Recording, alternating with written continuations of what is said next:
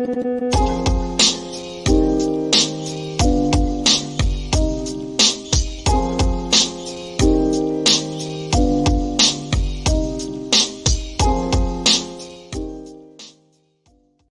is a guy who's basically an authoritarian gas station attendant, okay, with some legacy nuclear weapons from the old Soviet Union. China is the more significant threat to America. Russia is, if you will, a gas station parading as a country, as John McCain used to say. Russia is a gas station masquerading as a country. It's kleptocracy, it's corruption, it's a nation that is really only dependent upon oil and gas for their economy. So it looks like DeSantis found some speechwriters, Mark. Dear God, it's all the same guy, Hunley. There's one person. It seems. It's like Night of the Living Dead. They just transfer the brain into the next guy, and he says the same shit over and over again. Holy crap, Eric. Yeah, nothing to see there. Nothing to see there. Oh, damn. What happened to DeSantis's brain, my new movie? Damn. But found with Fetterman on its way to Congress eventually. Look, they could take Fetterman's body, put McCain's brain into it, with DeSantis's head. I think you might have something there. Yeah, good hair. You got the hair, the hump. In the hump you can install all kinds of recording devices in the hump. McCain obviously has the shaking hand. I mean, I think you need all the body parts, to make one of these. I don't even know what they are. I mean, rhino, we're past the point of rhino at this point. I don't know what you call this. I guess neocons. Yeah, for sure. Okay. I think your sound just went out, Eric. Well, hopefully it comes back. Oh, okay. Is it okay? Everybody let me know if the sound is all right. I know it clipped a second because I switched to locals to find out what people are doing there. Oh, you're getting louder. Oh, good. They're saying very quiet. I don't know why, but okay. Now it's okay. I won't touch anything on locals. Don't touch anything. 109 people watching us right now on locals. 109. Oh, 109 it is. And how many do we have on Rumble? 142, 3, 4, 5. It's nice seeing it climb. That's kind of cool. And on YouTube, we're at 759 people watching. So fantastic. Okay, people are saying that it is still quiet. I'm going to refresh the locals page. It'll probably cut me out for a second, but hopefully it'll be resolved. All right. Did that make any difference to you? Personally, as a man? Yeah. Do you hear me okay? It's louder, but more metallic. That's so freaking annoying. Well, you're louder. That's okay. It's a little crinkly, but okay. They're saying okay now. All right. I don't know. Yeah, I have too many tabs, too many windows. My control center's out of whack. What am I supposed to do? Relax. Just take a deep breath. Oh my It'll God. be okay. Put your head between your legs. Oh, I'm telling you. You just grab your phone and you set it up there and everything's okay, but I have to control everything. I don't know. I don't know anything about technology. Oh, great. And now I got a genius here, Eric, too loud. I can't win. Oh, you can never be too loud, Hunley. Apparently. Wow. Anyway, so crazy week. I do want to pull it out ahead of time because a lot of people were looking at Chattanooga coming up. Mark and I will not be going to Chattanooga. It's going to be a little bit of a different event, and we just can't quite work out, doing that particular one. Hopefully we'll catch a future one, but I definitely wanted to put out that we're not going there in case anybody was making travel plans, etc. That would really suck. I have to point out that tonight northern lights are visible, if that's any solace. From where? Well, wherever you are, just keep looking up into the northern sky and you'll see northern lights. Okay, well, just let me know because I probably won't be seeing them from Virginia, and I doubt you're going to see them from LA. I'm not even going to look. I'm just trying to be helpful to people who are into the northern lights. Okay. If you're microdosing, the northern lights can be very, very intriguing for the microdosers. Fair enough. Somebody just pointed out that William Shatner turned 92 yesterday. Whoa. Still hasn't been convicted. Whoa, never convicted for that murder of his wife, was he? But there's no statute of limitation on murder.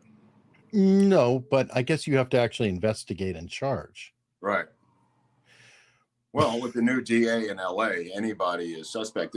There were two producers who went out partying with these two models, movie producers, young guys.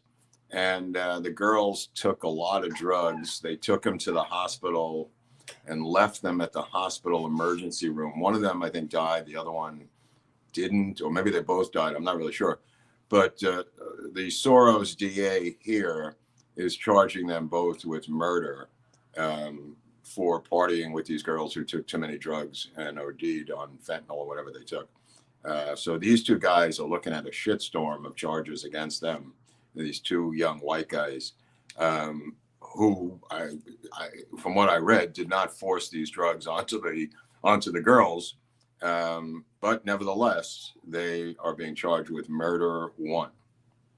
Unlike another Soros DA who apparently has changed his mind and is blaming Trump that he has not brought it in front of a grand jury this week. But the day's not out. You're talking about Bragg in New York, or? Yeah. Oh, well, day's over. So I guess it's not happening this week. I guess it's not happening this week. I mean, I don't understand. Bragg is a brilliant man who graduated from a school called Hofstra University, which I think is a glorified community college out on Long Island.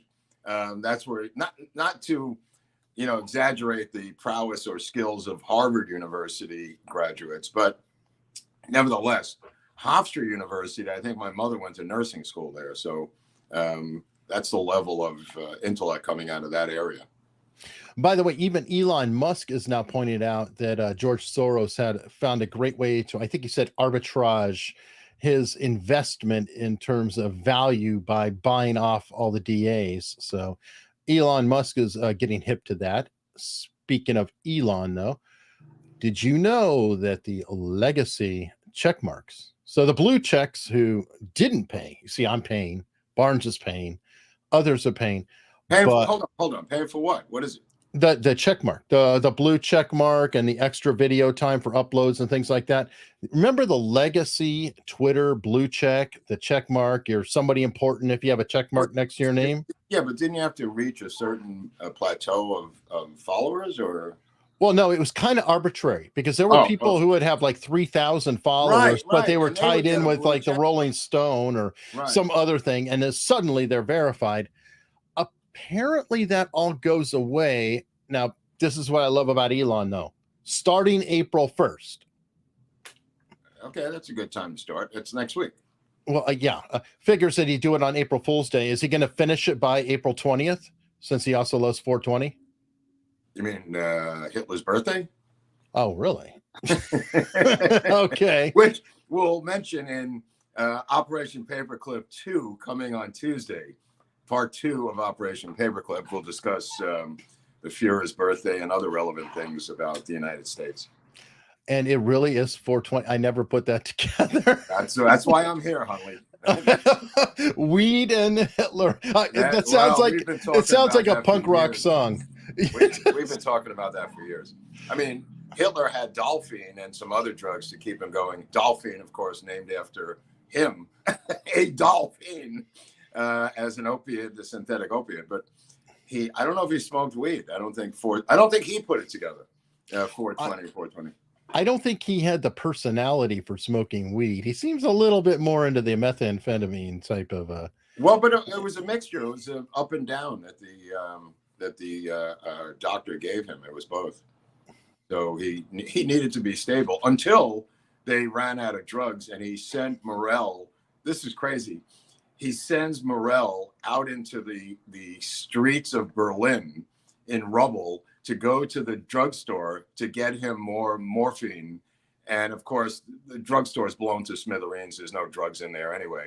But Morell, I think, rode his bicycle from the bunker at the end to wherever the local pharmacy used to be, and had to report back to the Führer, who was not happy, and said to him, "I'm done with you. You're of no value to me any longer. You're free to go." And that was the end of Dr. Morell. I don't know how I got onto this, but that was the end of Dr. Morell's relationship with the Führer when he ran out of drugs. Wow. And by the way, I was feeling good about our numbers on Rumble and everywhere else. And of course, Lawrence E. sent us a tip on locals to say, sorry, boomer moment with last message. You see Crowder averaging 1.9 million per stream on Rumble. Okay. I'd say the kid's doing okay. I guess he's finding a degree of success on Rumble. Are you talking about Crowder? Yeah, Crowder. I think he has 130,000 or so watching live when he's on. So if anything, you know what? Why don't you growing. Just do the show by yourself. I'm going to go over there and see what's going on and come back and report back to you on another device. He's like, okay, let me get rid of this guy. Hey, Crowder, you hiring?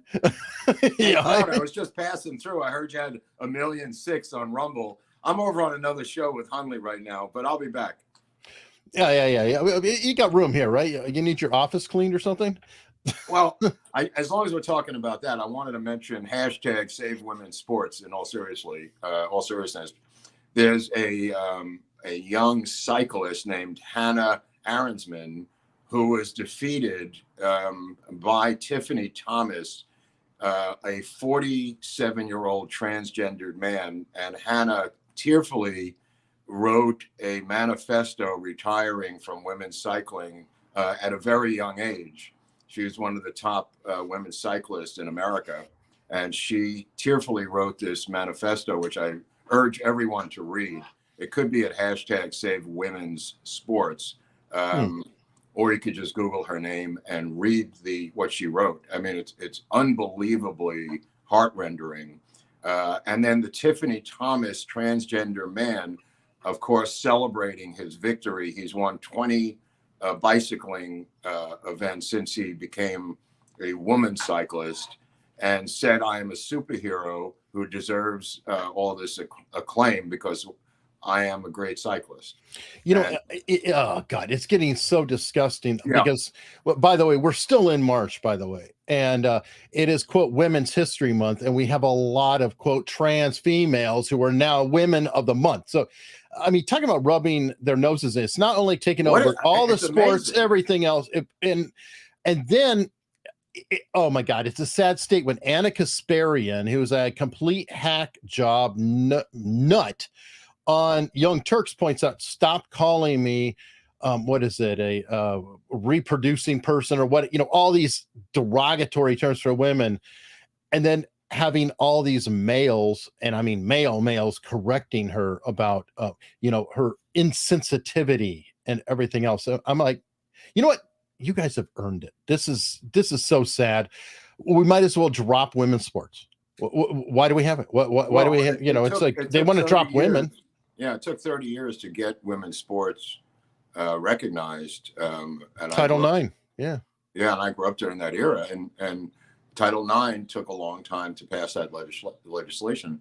And oddly enough, it was led by the Democrats, Bella Abzug and people like that, congressional people who fought very hard. And not one of them, AOC or Tlaib or any of them, will lend any backing to any women's sports issues. It's bizarre. There was a transgendered man up in Spokane, Washington 2 days ago, UC, a guy who was transgender to a woman, was evicted from her house or apartment in King County up there in around Seattle, and took his own life, committed self-deleted, sure. Self-deleted. And so NPR did a story on the fact that this transgender person took their own life for being evicted. They left an important point out of the story on NPR. They went on and on about UC, EUCY, I think it is. UC had shot and mortally wounded a sheriff during the eviction process. The sheriff is clinging to life right now as we speak. They left that out of the story. And then when the chief of police, a woman, gave a press conference about the event, she was heckled by transgendered people at the press conference for dead naming, whatever that means, the transgendered person who self-deleted.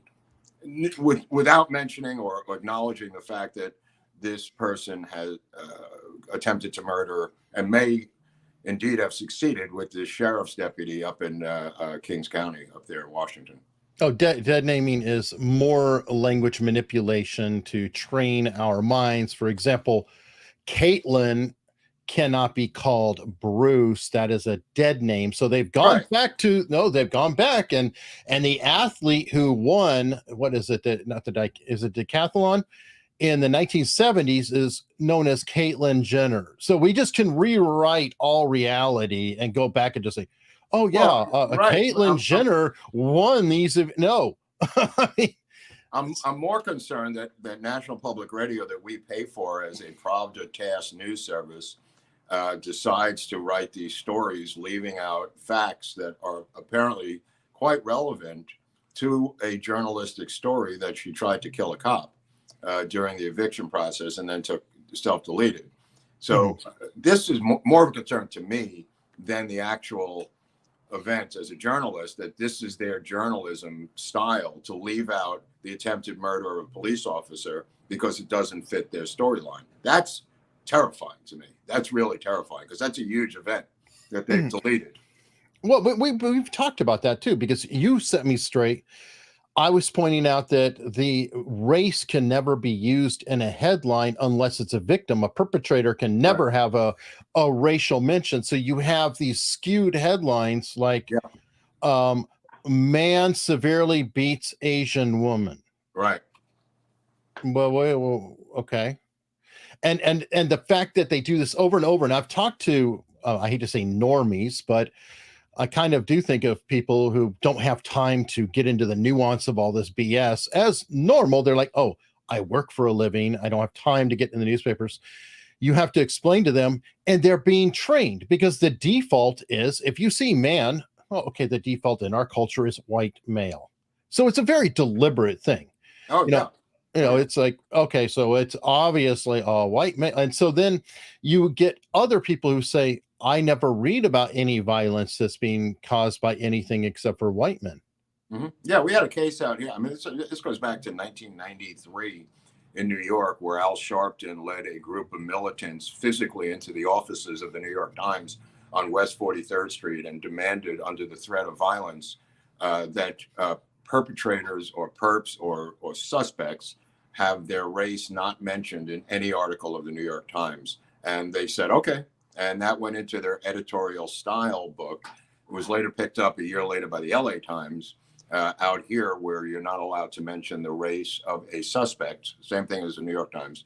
We had a case out here in Malibu, California, not too far from here, where a suspect was had killed someone, was going house to house on the loose in Malibu. And they refused to say what he looked like. They put out alerts saying, this guy's on the loose with a gun. Police are in pursuit. He's going door to door. And no one knew what he looked like because they weren't allowed to describe him as a 6'4", 220-pound African-American male. They had to leave that out, the racial description. The police, to their credit, LAPD said, screw it, and put out the full description to save the citizens and to put them on alert so they can alert the police if they see this guy, which eventually they did, but not with the help of the LA Times, who would rather you die at the hands of a knife-wielding African-American than to offer the race of that particular suspect, because it may affect little children 20 years from now. Oh, and it gets even better because they've got the trans thing too. So they'll have a 6'4" bearded person, would be woman, escapes and is on loose or on the loose. And and then in real life, by the way, Nate the lawyer, right? We all know Nate. Nate, when he was a cop, was talking about how he would talk to witnesses sometimes, and he'd be like, "Okay, can you describe the person?" Well, they were tall. Okay. Well, they would do it too, huh? Did anything else? And he would have to like practically beg them. He's like, did they look like me? And finally the person will break down. They'd be like, yeah, they sort of look like you. In fact, it was you, Nate. Come on, fess up. You're the criminal. But there's another one named Calissa Wing. It's a great name. I don't know if you follow this story this week. Calissa Wing is at the Department of Defense in the Education Division, whatever the Department of Defense Education Division is. It's the children of military people, as you may or not be aware. They have schools for the kids who are in the military, right? Sure.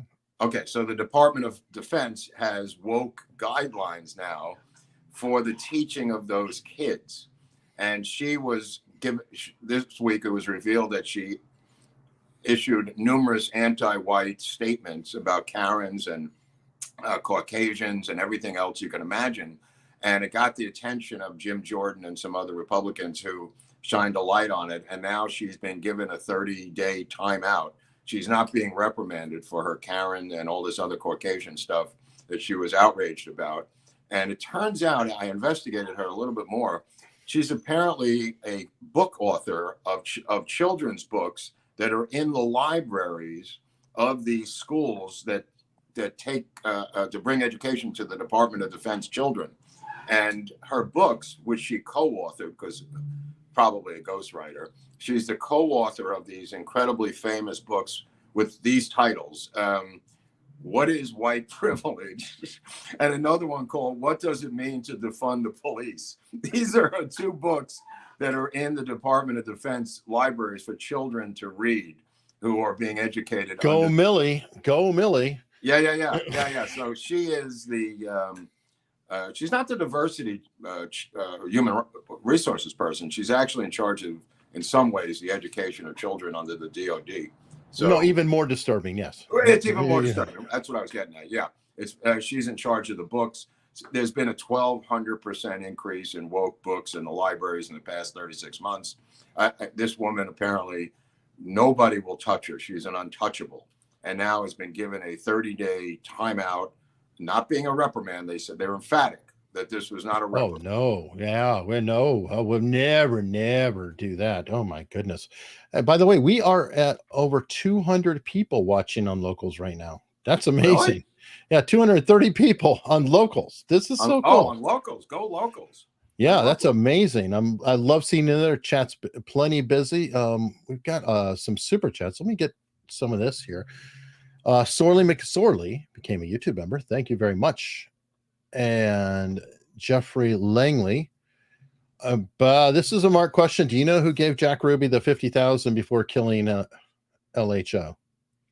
Yeah, I think it came from the Campisi brothers. The Egyptian lounge where I ate during my trip to Dallas. It came from the Campisi brothers. I don't think it was their money, but they were the funnel of the money. They were the first ones to visit him when he was in jail. They told him they were going to help him get a lawyer. He was going to beat the charges, which he did. He got a retrial, which was going to happen in another state.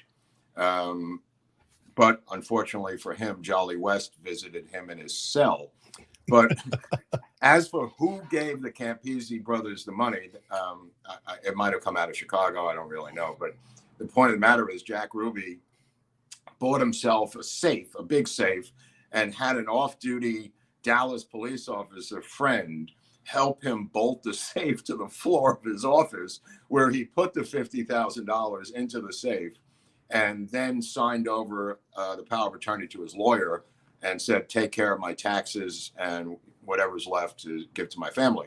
So he owed about $50,000 in federal taxes, which would be the equivalent today.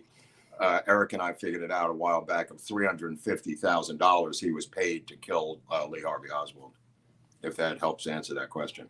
All right. Well, and here's good old Scott Cardinal from left field. Mark, who murdered Black Dahlia? We got to know. I don't know. I don't know who did it. I don't think anybody knows who did it. I know she was cut in half. So, yeah, one of the famous gruesome murders before. I don't know. This cop's son keeps saying his father did it. He's written 800 books about it. So that always makes me suspect.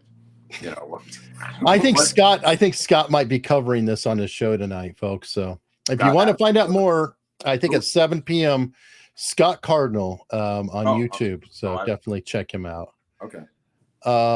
Sparty Matt, what do we think about the revolts in France?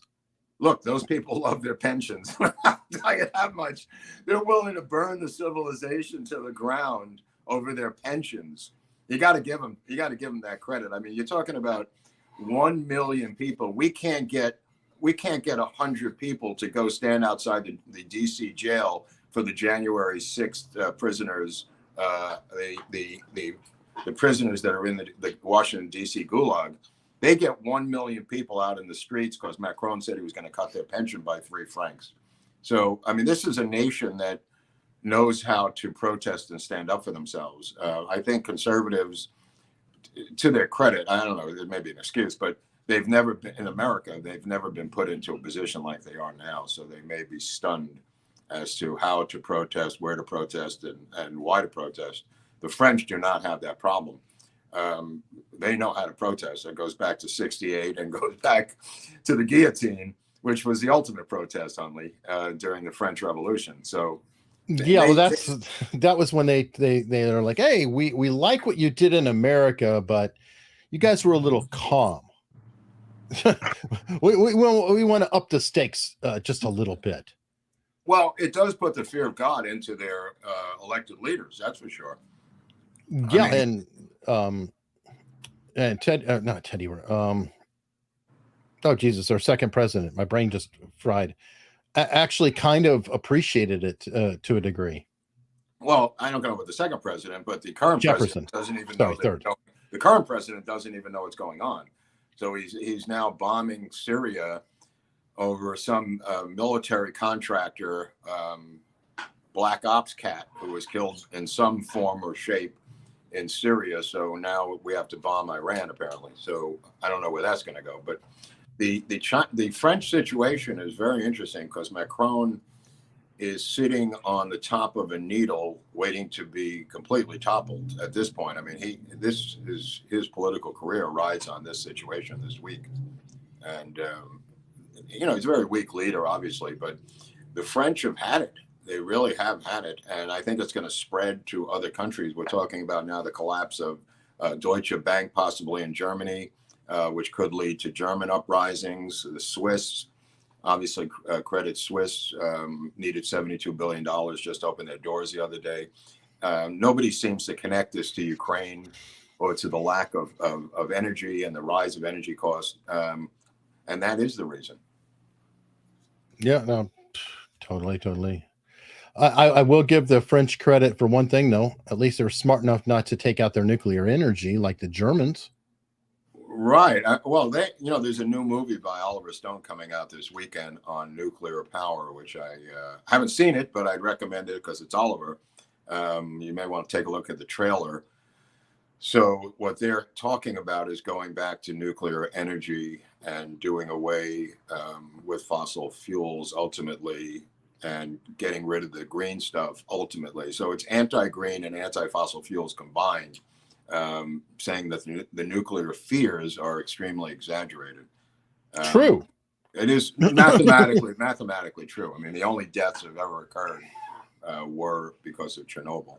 Well, and the amount of power for substance or whatever, the yield of nuclear power is so far beyond the scale of anything out there. It's just ridiculous. It is the cleanest energy right. available. And the waste is minimal. I mean, the waste is really small, physically small, and can be controlled. I mean, look, the French may end up ruling Europe if they can ever settle these situations because of their nuclear 100% or 85% nuclear powered country that they have in France. I believe that when the dust settles, there is going to be, and I've said this to you before, extreme amount of tension between Germany and France over the French complete usage of nuclear power and the Germans' complete hatred of nuclear power an inch over their border. This is not going to last. I believe that this will lead to some sort of physical war of some sort. Once this dust settles on Ukraine, if that ever happens, and by the summer, which is what I presume, that this thing will be over in Ukraine, I think you're going to see a rise of tensions between the Germans and the French over energy. The Germans have gotten rid of coal. They've gotten rid of everything known to man. And they're now down to a turbine and a solar power, and for their entire country. They've been thoroughly deindustrialized at this point. And Right. Well, and we're not necessarily saying a hot war, but it may be a hot war. I mean, maybe, obviously there were 2 other hot wars that happened, and nobody predicted those. That's true. That's true. But I do think that France and Germany are constantly rivaling each other, trying to be in charge of the EU. So Right. This works, beautifully for France. That's why they kept their nuclear energy. Are kind of like, yeah, go ahead, get rid of all that, because that is a total cell phone on the part. Super sticker from John Coles. Thank you very much. Bass player 2011ify. Could be worse. Oh God, yes. Did you see that there's a judicial nominee who didn't know what the Brady rule was? Could be worse. Didn't know what the Brady rule was. Oh no, I did not see that one. I saw the one where Matt Gaetz was interviewing this black general, 4-star, about the fact that we're training these African leaders on how to bring about coup d'états in their own country. And Gaetz was going, what percentage do you think didn't get the American values part of your course? Was it this guy? And he's showing one guy after another who we trained, who overthrew the government of their country in Africa, and who was actually in the U.S. program of training, because Gaetz was showing him standing with other American servicemen, posing in front of the U.S. embassy, and this, idiotic general didn't even know what Gaetz was talking about. Oh yeah, I mean that's no surprise there. Well, this is a similar principle. He was asking you, what the Brady principle or Brady violation is, and he's like, I'm not sure. Maybe something with the Second Amendment. Wow. This is somebody who's going to be a federal judge. The nuclear waste. Remember, they had the transvestite director of nuclear waste who stole. Oh, the clothes thief. Yeah, the luggage thief was in charge of nuclear waste. So look, I mean, maybe that's their way of saying we're opposed to nuclear power because we're going to take this maniac and put him in charge of nuclear waste, and he's going to steal women's clothing from Tanzania. Maybe that's a form of recycling. A form of recycling. I don't know. Oh, well, it was all green. The colors were green. That's it. Obviously, it was a green movement that he was doing. Oh my God, that's so twisted. Pasha, Mark, the choir I'm singing in is Bernstein's Chichester Psalms, which is entirely in Hebrew. In honor of that, could there be a Hebrew word of the day for today? Well, we're going to go with pupik. We're going to go with pupik, which could be chicken gizzards, or what I was raised for pupik was your belly button. Belly button is more of the trend. A lot of these words have multiple meanings. Like pupik may mean chicken gizzards, but it also means belly button. Wow. So we're going to go with pupik as the Yiddish word of the day. Okay, sounds good. Let me see. Somebody we got a few tips here on locals. Long Street. Send a tip, 200. You're welcome. Thank you. Better on a Camel stated that my movie of the week is one I've watched several times, but I still watch it when it shows up on TCM. HUD. Oh, HUD's good. Yeah. With Paul Newman. Yeah. Really interesting film. I forget the actress's name who was in HUD, but yeah, good film. Good film. But my film pick of the week is Zola. This is if you liked Spring Breakers with James Franco, you'll understand the tone of Zola. That's Riley Keough, I believe the granddaughter of Elvis Presley, on the left. The woman on the other side. It's based on the tweets of a woman. The whole movie is based on the Twitter feed of these two girls going back and forth with each other who know each other. Zola King is one woman, and then the other woman answers her. Somebody optioned the Twitter feed, Eric, of these tweets and made it into this movie, which is a very good movie. It's rough. It's a rough film. So this is a hard R, just to warn anybody at home. But fascinating movie. If you like Spring Breakers with James Franco, you'll like Zola. Okay, well, that's not the first time that Twitter's been used for content too. Like, speaking of Shatner, do you remember there was a show, Shit My Dad Says? No.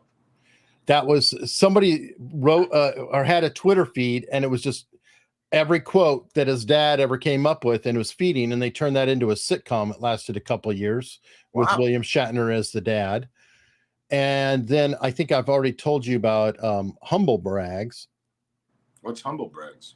Humble brag is, oh God, it's a term that a guy came up with on Twitter. His name's like Harris Farrell or something. I forgot his name. He died of a drug overdose, sadly.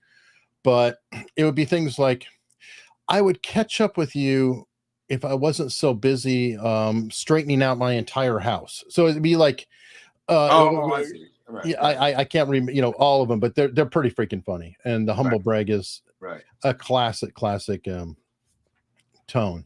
Well, I don't know. Somebody was telling me about this. We took a look at it the other night, and it's based on that Twitter thread. And in fact, during the course of the movie, you hear the Twitter tweet, and I'm going like, what the hell is that sound? Through the whole movie, I go, is that your phone, the person I was with? And it was from the movie. And it's every time they speak, there's like a Twitter, the tweet sound of the bird. Oh, weird. I know. That always starts to get on my nerves. It was driving me crazy. And anyway, you get to ignore it after a while because you get into the spirit of the film. But that was really odd. Yeah, that is. It sounds like a complete art film. Not completely. Oh, okay. I was thinking the last I remember of using that effect is You've Got Mail. And I don't remember. That's right. It's kind of like You've Got Mail. That's right. That was the 1990s version. Yes, but at least they did do it every line. That would no, it's not every line. It's not every line, but at the beginning, it's quite a bit. You're just going, "What the hell is that sound?" Turn off your phone. God. That is crazy. What do we have? Oh, speaking of January 6th, did you notice that in the latest Proud Boys, their witness, of course, was an informant. Of course. What else would it be? And nobody has any questions about this. Nobody cares. I mean, it's becoming a running joke. I think they've said that in any average meeting of the KKK or neo-Yazis or what have you, that 2 to 3 of them are FBI or informants. Right. Well, what was that? The Black Klansman, the movie by Spike Lee. It was with came out. It's supposed to be a comedy, but it was about a white guy who infiltrates the Klan, and he can't go see them because he's white. He's a black guy who infiltrates the Klan on the phone, and when he goes to meet them, he can't because he's black. So he sends a white cop who works with him to physically be him during the course of the movie, and they figure out that he's not the same guy. A fun family comedy, by the way. Black Klansman. Spike Lee. Not recommending it at all. I'm just referencing the film. Well, okay. Now, correct me if I'm wrong. You know films better than I do, but a criticism of Spike Lee is that he be a good director if he didn't always have a message. He was a very good director, but now his films, I don't know about what he's doing right now, but the last 10 films, he will literally stop the gears of the movie going to, he might as well put up a banner to go out and get popcorn and say, this is the part of the movie where the message is going to be inserted. He destroys his own films, which I find to be fascinating. Very self-destructive stuff that he's doing artistically. Because the films, it could be a World War II film that he did, and he'll undermine it with all of a sudden some message in the middle of the film. It's bizarre what he does to himself. I guess that's why I recommend watching, which somebody's now turned me on to. What is it called when you have one of those crazy things that's just a bizarre pleasure, but it's so bad that it's good? What's that called? Like a something pleasure or something? I don't know. Forbidden pleasure? Or? I don't know. But anyway, I've gotten into Vanderpump Rules lately. And now that I know everything about... Oh, guilty pleasure. A guilty pleasure, right. Vanderpump Rules is my new guilty pleasure. For the people who follow Vanderpump Rules, there's now a restraining order against Sheena, I believe, who slapped either one of them in the face. And now we're getting to the point where everything has to be explained by Andy Cohen of Bravo after the show. So this is my new guilty pleasure, is Vanderpump Rules, and it's in season 7 for all I know. I haven't really caught up. I just started watching it a while ago. And the restaurant, they have a restaurant nearby, which is close to my house. So now it's closed, but it's going to reopen, called Schwartz and Sandy. But the people who follow Vanderpump Rules in the audience know what I'm talking about. Yeah, I've never even heard of the show. I know you have. I know. Like, It's an obscure guilty pleasure that has run on Bravo for about 6 years. all right. Well, AUS is Real Terry's guilty pleasure. Thank you. All right. Well, we're better than Vanderpump Rules. But. Okay. Speaking of shows, have you watched any of the like 1883? What? 1929. I forgot the guy, Taylor Sheridan. I believe is the director. Yellowstone. It's the Yellowstone world. Wait, on television or? Yeah. It's television. I haven't seen Yellowstone either, so I haven't been getting up to that. They're pretty good. I haven't seen Yellowstone yet, but we watched the earlier ones. So, Tulsa King is also him. Yeah, I'm hearing good things about Tulsa King. It was not bad at all. The ones I mentioned, all precursors, which I'm watching them in different order. Escaped Hunter on Rumble wants to know, Mark, how real is the exodus out of LA, and have you thought of joining it? I am working behind enemy lines. There was they didn't say this to the French underground. They didn't say, why don't you leave? There's Nazis or Yahtzees or whatever Hunley calls them. They stood and they fought against the Germans in France. I am behind enemy lines. I'm wearing a beret when I go out. I'm part of an underground movement here that refuses to leave, so we can do sabotage and other acts of things to undermine the regime that's here in Los Angeles. I see. Likely story. In some words, he's trapped behind enemy lines. I can't emphasize that enough. Well, yes, I agree about enemy lines. That's for sure.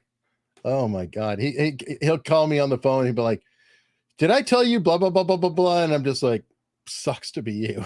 Yeah. Dude, I have a crime app on my phone that blows up. Oh God. Is that next door or something like that? Oh, that's a separate thing next door. But there's this thing called Citizen app, which just has crime, and the citizens film it. And since we're in Hollywood, they're filming it. They're talented. Crimes with multiple cameras in real time, and it's like become an art form here to get on the Citizen app with your video as soon as possible to film. Which leads me into the story of the hostage standoff. Did you hear this yesterday? There was a hostage standoff with a SWAT team, and a guy shows up from Amazon and walks right through it to deliver the package. And the guy, no, this just broke this story yesterday. The Amazon delivery guy walks right through a hostage standoff of a house, and there's a guy holding a 9-year-old boy who I guess was his son hostage, and he had to deliver the package, which he did. And then the perpetrator offed himself, and they rescued the little boy. And then he left, and it's on video of the guy. If anyone wants to Google the video of Amazon delivery guy, he's now a national hero for delivering the package during a hostage standoff. And then he took a picture of it because they have to, to prove that they actually delivered it. So there wasn't a porch pirate. He delivered it to where he was going, standoff or no standoff. He had a package to deliver. Oh my God, this sounds like a movie plot. It really does. I know. Only you couldn't make it fly. Okay, better on the Campbell and local saying most EU countries will have problems with their semi-socialist states as they commit to ramping up their defense budgets to counter Russia. Yeah. Well, I don't think they're ramping up the defense budgets.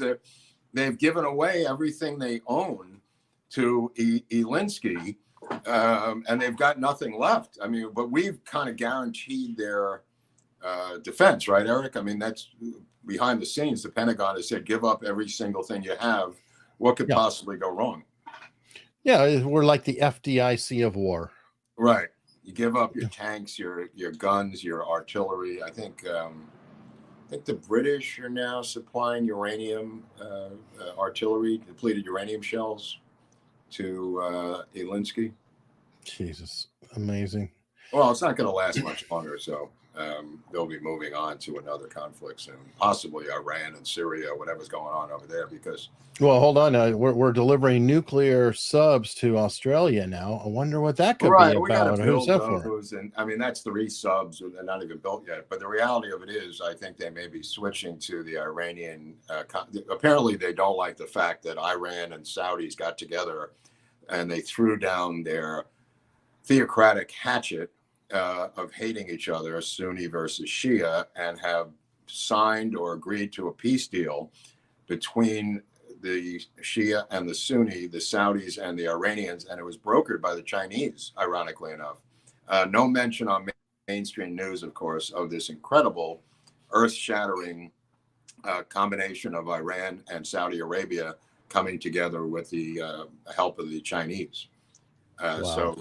Right, which may be the reason the conflict is now involving us and the Iranians. So let me see. They've only been at it for a couple thousand years, and they There's a picture Jesus. of them shaking hands with the head of China in between. That's kind of interesting. And also, the state of Michigan is opening up, according to Governor Whitmer, it's opening up a huge battery making plant for cars, car batteries for electric cars in the middle of Michigan, being run by the Chinese Communist Party, that in the bylaws says there must be a representative of the Chinese Communist Party on site all the time to educate the workers and to keep up the viewpoint of the Chinese Communist Party out of China. This is in the middle of Michigan. This is not in the middle of Australia. Well, why not? We have their police. The police stations there's a police station in New York. I believe there's one in LA, one in Chicago. When you say police station, what I mean is police station. There's a Chinese Communist Party police station in New York, and there's one in Chicago, one in LA, one in Paris, other cities around the world. Police stations. Just try to wrap your mind around this. The Chinese Communist Party have their own police station in major United States cities. Just saying, it's a little odd. Forget about the balloons. These are police who are dealing with something involving somebody at some time. I presume it may be former Chinese nationals who have become Americans or not. We don't really know. Well, I'm just figuring that, well, if you've got the party there already, then why not the cops? We can move an entire Chinese city into Michigan. That would be fantastic. The Michigan plant is going to be huge, and they're bringing in for the people who said, "Wow, that'll bring jobs to people from Michigan." No, they're bringing in Chinese nationals to work in the plant in Michigan. That's why they need the Chinese Communist Party education chief to be there, so they don't start watching Vanderpump Rules like I did and get sucked into the world of the bourgeois Vanderpump Rules people. They are bringing in the entire civilization, from what I read, into Michigan, and a bunch of communities have said, not in my backyard, apparently throughout Michigan now. So there's some question as to where this is going to go, this huge battery plant in Michigan. This is going to be very interesting. Yeah, I'm sure that's. You get a lot of weird news on this channel that Hunley and I have here on Fridays. You get the weird news. I mean, the Trump arrest, we don't know what's going to happen there. Apparently, there's some discussion among the Secret Service. Do we go into Rikers, into the cell that Epstein had, and sit there with the former president as per our job? Do we allow him to be handcuffed? The discussions of that among the Secret Service. Do we follow him into the jail? I mean, is he just exposed to the different people in Rikers Island at that point? Where is the holding facility for the president? How does this happen? I mean, who is surrounding Trump, the Trump building in New York right now? Are there people like Epps inside that crowd around the Trump building in New York? I mean, there's a lot of questions here regarding, obviously, the George Soros DA and the legality of it, which has been denounced by everybody. Dershowitz put out a huge rant today denouncing the potential arrest and the charges. Turley has done it. Others have done this on both sides of the aisle. And Bragg is getting orders from somebody, Eric, and I presume it's coming out of D.C. So more is to be revealed. Even if it doesn't go through, more is going to be revealed on this story. I don't know. It's completely bonkers, that's for sure. Pasha on Locals said, so puppet as in I punched him right in the fist with my puppet? Well, you could have an innie or outie puppet. I mean, that's what my grandmother used to say. Some of them are outies, some of them are innies. But the puppet is the belly button, yeah. So whatever. I don't know why people have outies or innies. Maybe somebody in the chat knows the reason behind that. But, well, I understand it during pregnancy. That sort of makes sense. It's like, hey, there's no room in here. Go. But other than that, why are some out and some in? I don't know. I'm assuming something with the umbilical cord, the way it's cut, or I have no idea. Again, getting back to the question, why are they in or out? Don't know. Well, maybe there's some, what's it called? Reason? No. What's it called? The woman who helps a woman give birth. Oh, not a nursemaid. A Duma. No, it's someone who's just a right. A birthing helper or something. Maybe she does it. Maybe there's somebody midwife. Out there. What do you say? Midwife? Yeah. Yeah. Okay. Midwife. Right. So maybe they know. Thank you, Chet. And they stick it in. And they put it back into the hole there. Okay, could be. Jeff SK is saying John Wick 4 was great. Looks like it's going to be the final one. No, it's great. Yeah, I've actually heard it's good. 3 was a little shaky. I'm rooting for 4. I want to see 4. Wow, that's a great series, by the way, of films. Oh God, yeah. I love the action dance sequence. I mean, it just. Dude, as weak as 3 was plotline, it was still beautiful to watch. So I'm rooting for 4. Oh hell yeah! Another great weekend flick, the remake of True Grit, nearly a perfect film. With Jeff Bridges? I think so. I think that's what he's talking about. That was good. Multimax said the movie Seconds that Mark recommended is way ahead of its time. No kidding. Would be a great remake called Spares. I don't know about Spares, but the Seconds could be remade as Seconds, and it was way ahead of its time. The DP in that, the Asian guy named Wang, or I forget his name, I think it was Wang.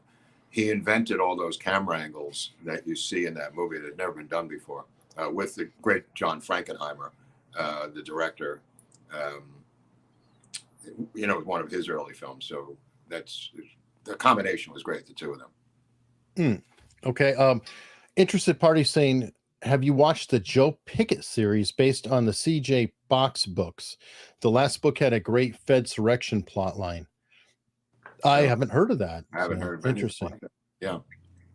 There's it's funny because there's so many damn channels and I really can't keep up. It's like get the Apple TV and just say, recommend something. And then I get pissed off because it'd be like half the time be like pointing me to a movie I have to buy.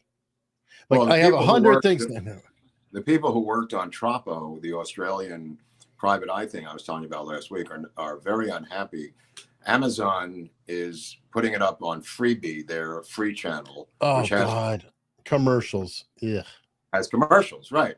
But it's not the fact that it has commercials. They signed off on that idea just to reach the American audience. It's the commercials. Every single one of them is from a bizarre company called Pfizer. No, of course it is. No surprise there. Let me see. Tarkina 53. Also, the Saudi agreeing to go off the U.S. petrodollar and accept UN for oil. Right. Yeah, that's a big one. That. Yeah, that's the second part of the story. Thank you. Yeah, that's the other scary part. Not scary to me, but scary to some people. Part of the story to use Chinese currency, I think, with their petro deal. Yeah, and by the way, you had mentioned the Middle East there, but China has been buying up Africa too. And a lot of people don't talk about it, but they've been just getting huge swaths, just slowly collecting all of Africa. Well, and they're nobody's also paying doing attention. that with Midwest farms. Also, I have a friend in Missouri. His father owns a lot of land, and Those and Bill Gates, yeah. the Chinese and Bill Gates are buying up every piece of farmland they can for reasons that can only be bad. Wow. Dread Robert on Local said Glenn Youngkin pulled out of the factory deal for Virginia. Congrats, Michigan. Good for Wow. you, Good Youngkin. for you, Youngkin. Very And by good. the way, 400 people watching live on Locals. 402. There's 2 people back there. I just saw another 2. How'd you know that? No. Anyway, 400. No, I mean, wow. What a day on Locals. Locals, Amazing. the biggest day in Locals history. It totally is. It totally is. I love seeing everybody in there. And so awesome. Okay. On Rumble, which is at 677. Rumble, you got to pick it up. Locals is catching you. We're going to pass Rumble on Locals. That would be great. That'd be amazing. Escaped Hamster is saying, how about Ice Station Zebra, a Howard Hughes favorite? Yeah, it's got a great title. It's not a good movie. It's not that great of a movie, you know. Great title. Sure. Well, speaking of great titles, Like Executive Action is a great title. Sharknado. Which one? Oh, Sharknado. Or Snakes on a Plane. Snakes on a Plane. That's another great one. Yeah, but there are the opposite. There are titles that are so bad, you just go, "What? I don't understand. What is this movie about?" You know, there's the opposite of that. Oh yeah, and sometimes they're like a really good movie, and the worst title ever. And you can't remember it to save your life. You're like, oh, it's that movie that has such and such, it does such and such, and yeah, it's whereas Sharknado is the best title ever and probably one of the worst movies ever made. I have a feeling. You know, a lot of people like it. Well, no, there's 4 of them, so it can't be that bad. The Sharknado 1, 2, 4. Oh well, yeah, like sequels make it good. Have you ever watched Marvel movies lately? Have you watched Disney lately? Just quantity doesn't necessarily make good movies anymore. Right, but I mean, usually a bad movie does not get a sequel that easily. You know. All right, Steve Marvin, from your mouth to God's ears. 100K by the end of the year. You heard it here first. Yeah, I heard. Where are we now? Like 65 or something? Past 65,000 today, folks. Wow. If we get to 100, I could look myself in the mirror when we get 100. Right now, I'm kind of embarrassed to even be involved. Well, I'll tell you what, this is a bittersweet moment, but this channel is going to pass the Eric Hunley channel. It's the saddest thing I've ever heard. It's really sad. The reality of it you're brokenhearted. Thank you. It's not Thank you very much. I mean, we put a lot of work into this thing, and it's starting to pay off. There's a lot of research. I mean, people didn't know that Operation Paperclip. When I explained that whole thing to them, all these people said, "Oh, I thought I knew everything about Operation Paperclip," you know, except how the name came about, Operation Paperclip. They knew everything about it. There's a lot of stuff that people don't know about that we bring to them. That's true. That's true. I don't know if it's 65,000 of them, but it's probably more, because how many people view the channel? Like, how many millions have? We're at 7.5 million or so. 7.5 million viewed it, but only 65,000. That's 9%, Hunley. Well. Now, in fairness, that 65,000 watch multiple episodes. These are I don't total care how views. many they watch. Get your father to subscribe, who's sitting there in a wheelchair in the garage. Get that old bastard up here to subscribe, because 65,000 to 7.5 million is about 8 or 9% of the people watching it. That's one of the most embarrassingly low numbers. We'll have to ask Rich Barris when he comes on. Comes on next Friday. I want to remind me to ask Rich about that percentage of subscribers to viewers. Maybe he's got a poll he could put out. Yeah, but speaking of which, apparently he did a poll on JFK, and he's going to be hopefully on next week to talk about it. It's cool. Did CIA kill JFK poll? Oh, I'd love to. That's great. Next week then, next Friday. Next Friday, yeah. So that I think that's going to be pretty interesting, especially because I want to know how it's broken down, how the questions are laid out. Well, the original polls, when it happened, had the lead candidate was LBJ. Mm-hmm. The days following the assassination, LBJ was the main suspect. It later switched, because of LBJ's work, to the CIA. The CIA then worked on flipping it to the mob, but they never really got the mob to pass themselves. in terms of the pecking order in the poll.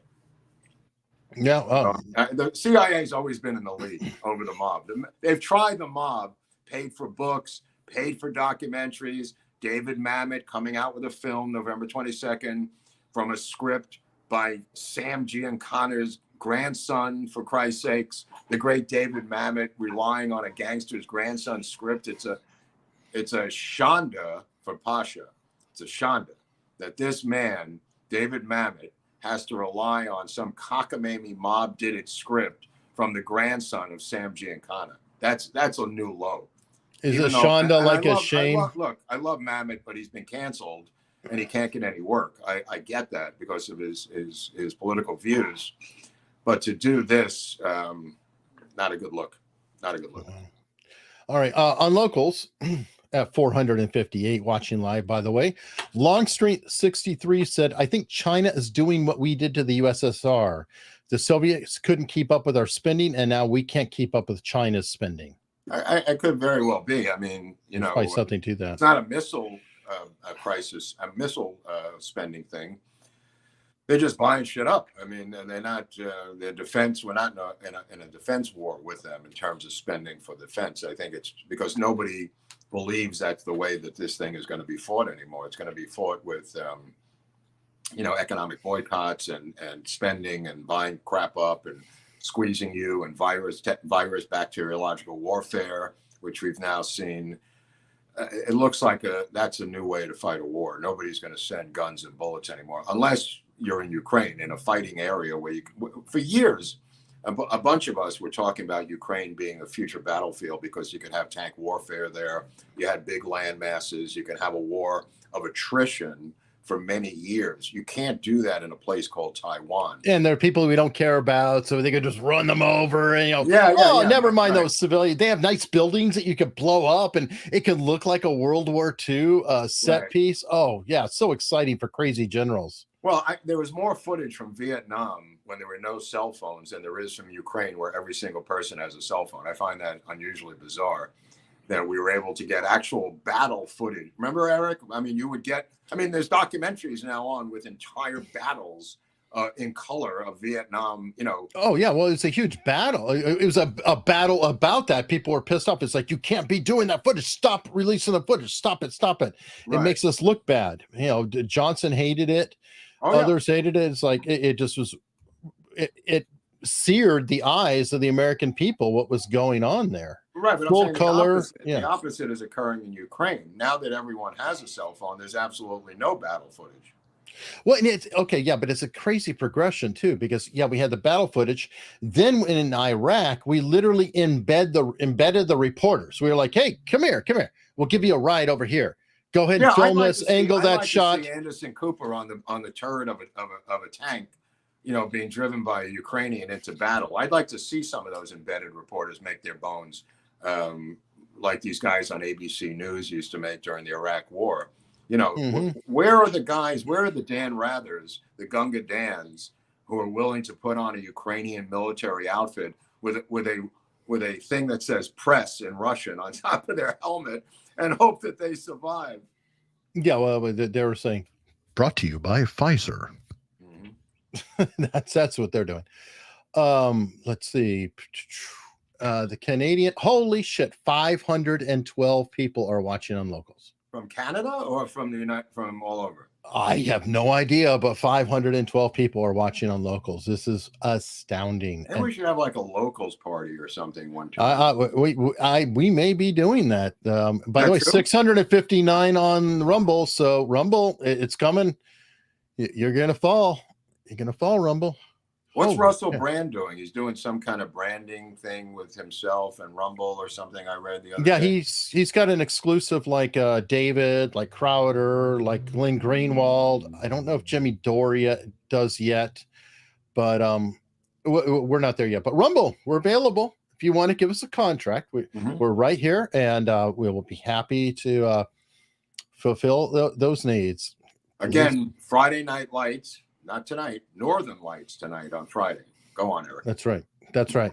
I don't know where, but somewhere there's Northern Lights. So, The Canadian Owl on Locals is saying, Mark, in your second part of Operation Paperclip, will you be discussing the rat lines as well as the impact of Paperclip's Klaus Barbie and the Bolivian cocaine coup of 1980? I'm going to guess no. Too many foreign countries. Sorry. We're going That's exactly what I thought. Yeah, that's not going to happen. Then we're going to discuss the influence and the physics of where these Nazis went in New York and the influence in America and the internal fighting in the United States over the Nazis. I'm not getting involved in Peru. I'm not getting involved in rat lines with Italy. That's for Italian untold stories or German untold stories. That's not what we do here. That's another channel somewhere. Somebody else is reaching out to me on something. I don't even remember anymore, but they were asking if you're going to talk about Mincer scars. Mincer scars?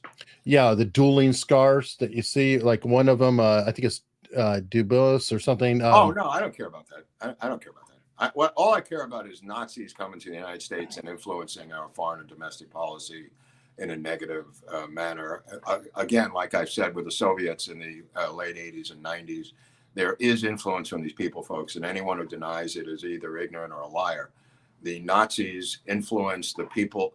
I don't even want to give it away, but come in Tuesday and you'll see we're going to bring in a guy, an American named Alan Dulles is going to be involved in episode 2, part 2 of Operation Paperclip. Alan Dulles is now going to be involved on Tuesday. Oh, good, because there were people who accused you haven't talked about Alan Dulles and his. These people are nuts. These people are nuts. I mean, Dulles will eventually get his own episode, but he will be part of Operation Paperclip Part 2. Part 2. And actually, others will we be going into at some point the other Dulles brothers or just Alan? And then I don't care that much about his brother. I do care about him and this again, like John McCloy, who ends up on the Warren Commission, Operation Paperclip, and Alan Dulles, he ends up on the Warren Commission. Shocking. Fired by JFK, and anyway, just connect the dots. We're going to have some dots on Tuesday, folks. So, we should put the JFK logo on this one on Tuesday, Eric, because it is going to.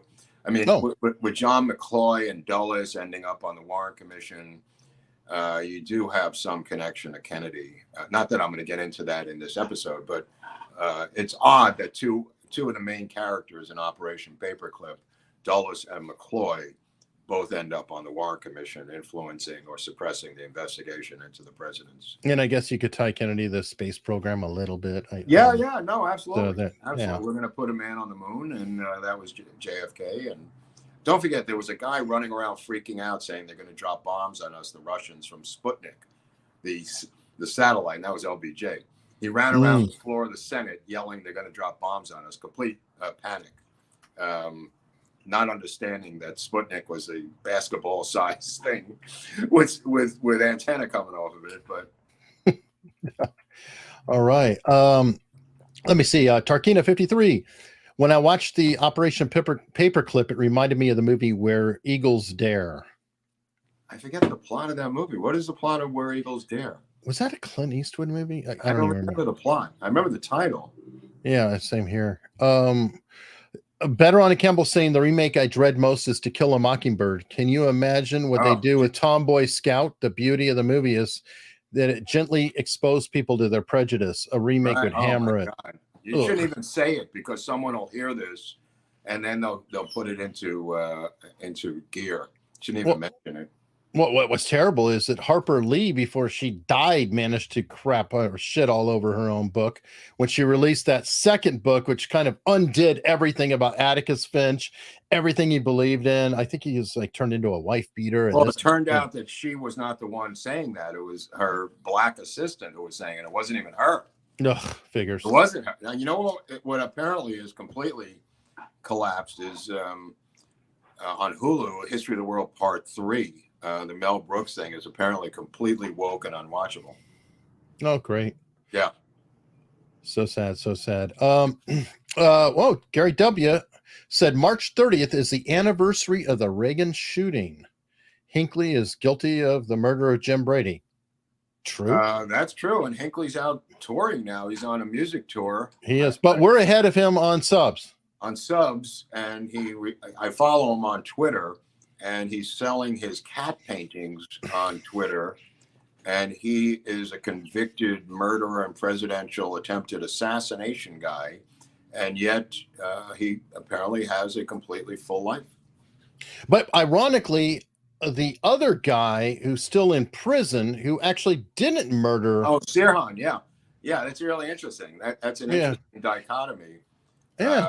Sirhan stays in and Hinckley parties like it's 1999. Yeah. Seems that way. Yeah.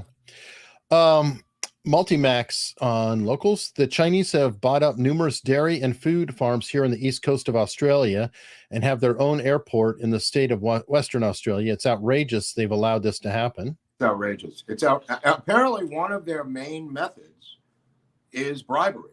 They talked about this in their speeches. They talk about it in their internal memos. They talk about bribery as being one of their weapons that they use to bribe the families of elected leaders in Australia, the United States, and other smaller countries.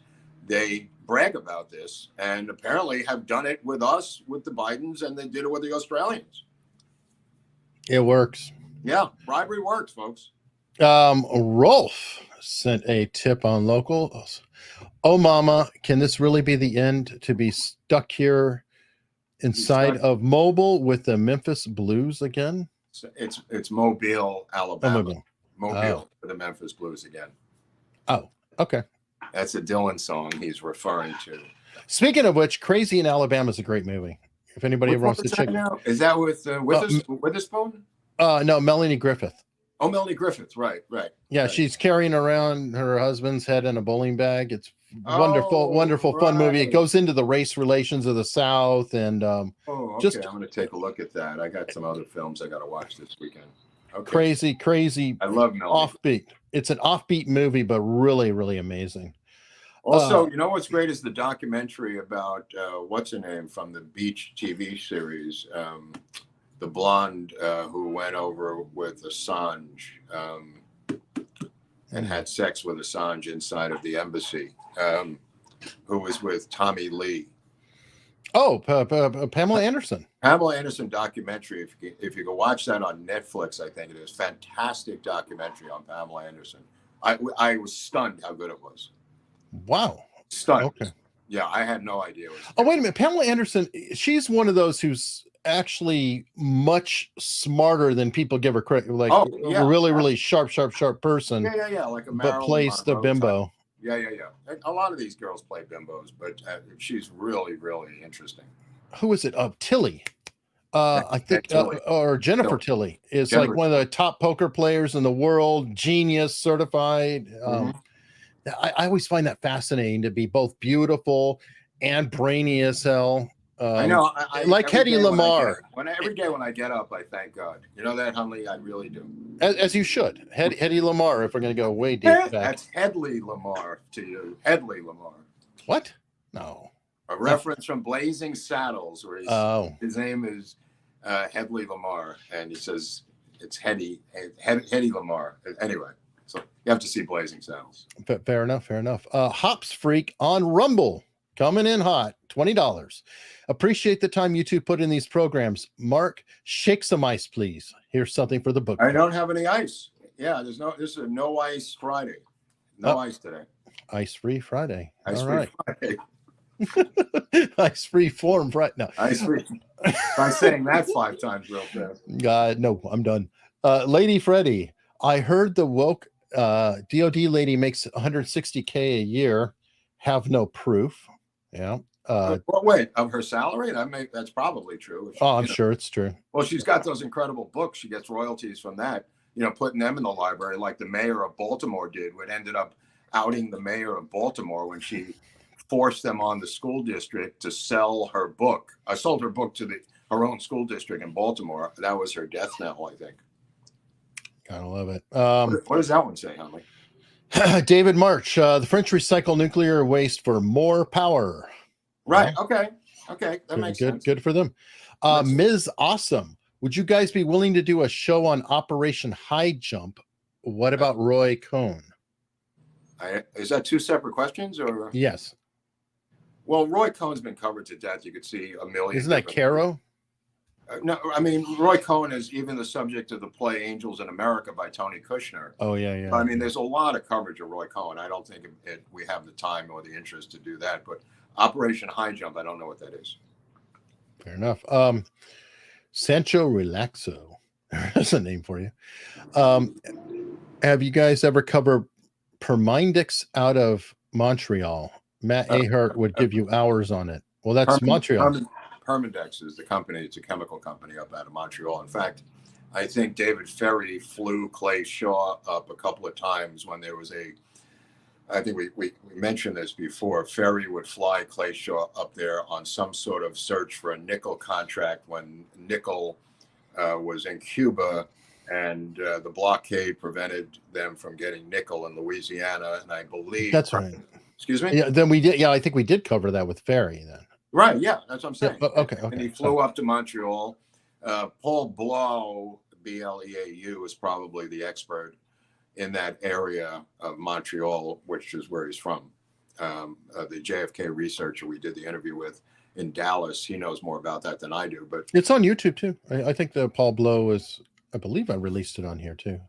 Okay. Well, I don't know if he mentions that, but they were flying up there, Clay Shaw with Ferry, to try to get nickel out of Canada contracts. Wow. Canada did not have a boycott against Cuba. Okay, Locals just said something went wrong. Please try again. Did we crash Locals? It's too many people. They're overwhelmed. They're I guess they're rioting in the streets of Locals, Hunley. They're looting at this time Locals. They're looting and rioting at Locals. 570 people rioting for us. Amazing. Okay, Peter Crocito sent a super sticker again. Still no question. I'm waiting for the. I want to have a question. No, I would love it. The first question, I almost want to frame it. It'd be like, finally, Peter sent a question. Oh, wow. Thank you though very much. BTK. Nuclear now uses up almost all the uranium. We need to cut debt and business with China due to their development secrecy about COVID. America first. They're opening up 2 coal plants a week, apparently, in China. 2 a week. I believe it. I mean, think about the pollution from that. No. We give them awards for their environmentalism, Mark. What are you talking about? That is the most green country on the planet. Just ask Greta, who managed to get her fresh PhD in theology. Yes. Well, I love that because it's like, okay, so you acknowledge that this is a religion. Well, she's probably there to undermine it. But the reality of it is the Chinese are not mentioned in the new UN, the world is going to end in 3 weeks report. No, of course not. What's that? Of course not. They're not even mentioned in there, the Chinese. I mean, it's about us destroying our own economy and sabotaging capitalism. And it goes into incredible woke language, the UN report, of inclusion and diversity and blah, blah, blah, about climate change, the new religion, Eric. Yeah, that's why I thought that literally a theology degree made a certain amount of sense. Yep. Yeah, I think we did crash Locals. We're getting gateway timeouts. Reports coming in from Locals. It's ugly over there. It's dog eat dog. Every man trying to survive. Apparently. Wow, this is scary. Okay. The entire civilization is now trapped behind enemy lines. The poor Locals people would get an airlift into Locals. That might help to give them a few more days of survival in the Locals community. Whatever you can give so more can live, please donate to Locals. It's $5 a month. These people can't survive on their own. Your $5 a month allows a Locals member to eat for over 3 years. In that particular... that $5 a month is the gift of life. Just take a look at this poor Locals subscriber who no longer can bust out of Locals and say what they want. This local survivor that Eric is going to show you in the video, this emaciated man and his emaciated wife need your donation of $5, just $5 a month on Locals will give him the bread of life. Bless him. You ever see that? They come, look at these emaciated dogs, and they just go, I mean, who could not look at emaciated dogs and send money? They have another one here. It's a hospital. I forget what it is. And they keep showing children with all sorts of deformities. And I go, I can't watch this. I can't watch this. Ugh. Yeah, it's like Sally Struthers back in the day. Elwood Bryant, the French Underground would be a great show, probably, but foreign. So I don't think Again, the title is, I can't emphasize this enough, America's Untold Stories. What about the French? Again, that's French Untold Stories by Jacques Le Groubert and Eric Hunley, two of our French doppelgangers. Who we support fully. We completely support them. They operate out of a bunker in Paris right now, and you can go to their channel at FrenchUntoldStories.com. Definitely. Brian Halcott, after 21 years in LA, we left. Last stop for my wife was a text from police there that was a machete fight happening on our street. Oh, I get that. A machete fight. I'm not moving for some machete fight. That's like some bum fight. Give me a break. You take pride in your Amazon. I take pride. Your Amazon Prime delivery driver. Damn it. That's Eric, a you support. I lived through the 70s in Manhattan. You want to talk about a survivor? Go down into the subway. Ich bin ein Berliner. Come down into the subway of New York in 1974 and see what the hell was going on down there. Go to CBGB's in the mid 70s and see what was going on the Bowery. Now, these people are weak, Hunley. They're weak. Well, except for your Amazon Prime delivery guy. Right. He's a that badass. guy, let me tell you something. That guy should get the General George S. Patton Award for delivery, if there is an award. I totally agree. Linda Kurzawa, a new member. Thank you, Linda. Sparty Matt is saying wet nurse. Okay. Oh, wet nurse is a thing too? I thought it was midwife too. But I thought it was midwife. What's a wet nurse? Is that a wet nurse is somebody who feeds the children when the mother can't produce enough. Oh, I thought it was a bartender. I thought a wet nurse. This is not your house. Wow, I thought it was a bartender or something. Holy Christ, Vanderpump Rules. Okay, Guy, I developed an outie when I had an umbilical hernia because my intestines were poking out of my belly button and all. The more you know. Okay, all right, there you go. There's at least somebody's attempting to give us some information on this incredible subject matter. Thank you. All right, Stand Aside, Plan 9 from Outer Space. Best bad movie ever, The Giant Claw. Very funny. Okay, there's also one called The Crawling Eye, which I'm just going to put out there. I'm not going to get into it. It's called The Crawling Eye. Check it out. I will do that. Wow, Locals is dead. Yeah. Ukrainian for press is whatever. Watch for it. Okay. For president. Some Ukrainian Press. No, you were talking about the press credentials and showing their bones. And so look for that word. It looks like impeccable. There's an episode of The Three Stooges where they're going into court and they pose as journalists, and Mo comes in. He's got the hat, says press, and Mo goes press. Larry comes in with the hat, goes press. And then Curly comes in and goes pull. Nice. If Kennedy Jr. runs for president now, should he be concerned over the same general players who assassinated his father and uncle? Probably not. I think they're going to do more of a Nixon. Well, he's well aware of the risk more than anybody in the United States of America. I mean, he is privy to a lot of inside information, including the phone records that his father had wiretaps on Jack Ruby and others, not because of Jack Ruby per se, but because his father, as Attorney General, had wiretaps on Giancana and all the other mobsters around the country, Marcello. And I think Robert Jr. has looked at those wiretaps and come up with a certain amount of information regarding the mob's non-influence in his father's murder and his uncle's murder, not his father's murder. I can believe it. Rolf Peterson. Here we go. Oh, mama, can this really be the end to be stuck here inside of Mobile with the Memphis Blues again? Why is he doing that again? I don't know, but I'll take the cash. Thank you. I mean, he did it on Locals. He did it here. Maybe now he's like, okay, well, Locals is dead.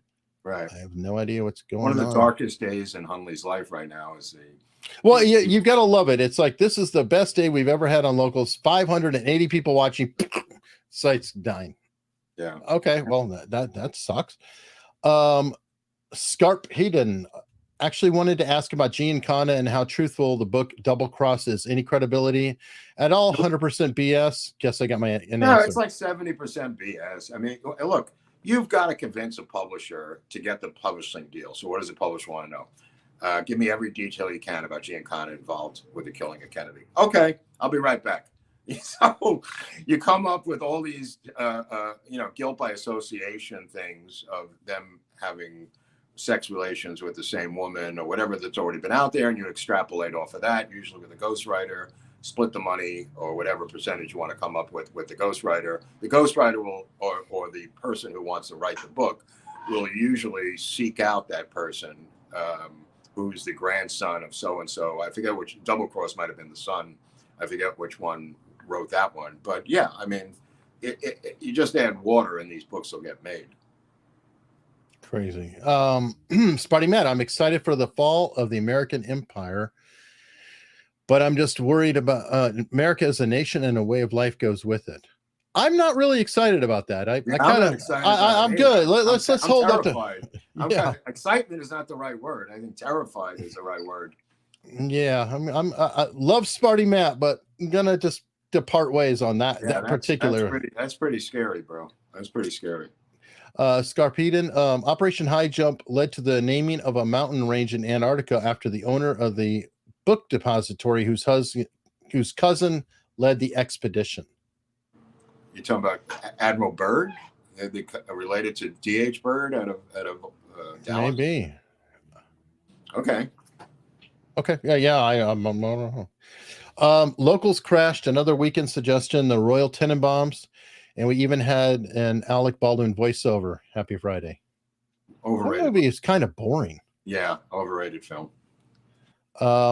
Michael, thank you for the show. I'm looking forward to the next. Have a great weekend. And okay. Charles Seaver with a super sticker and the Audio House. We can use Audio House for locals and for my iPhone. Yeah, we can. And I was even going to show this off. Ziggy Shrug sent this to us. What is it, Eric? It is a congratulatory that we got 10,000 members on locals in March. Look at that. Look at that. And we managed to crash locals. Well, here it is. This is the end. We got 10,000 people. Locals is done. It was a good thing, but locals is no longer viable. We can only handle 10,000. Maybe we've got to adjust the barometer or something. Possibly, but not to worry. Throttled at 10,000.